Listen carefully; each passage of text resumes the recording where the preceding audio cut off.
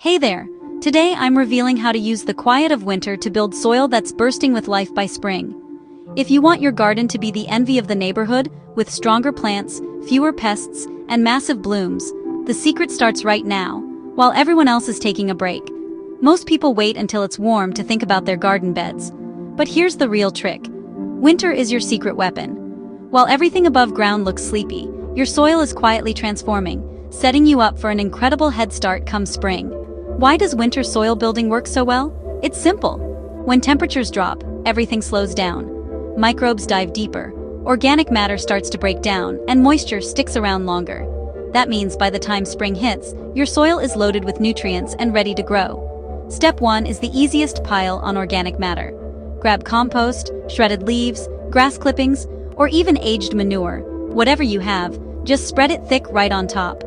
Let winter rain and snow do the heavy lifting for you.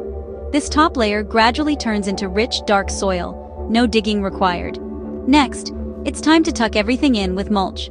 Straw, wood chips, or even more leaves work perfectly. This layer locks in moisture, shields your soil from harsh freezes, and keeps nutrients from washing away.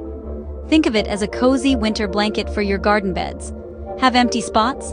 Plant a winter cover crop like rye, clover, or winter peas.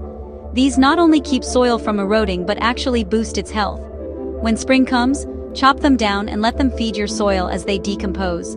Nature's own green fertilizer.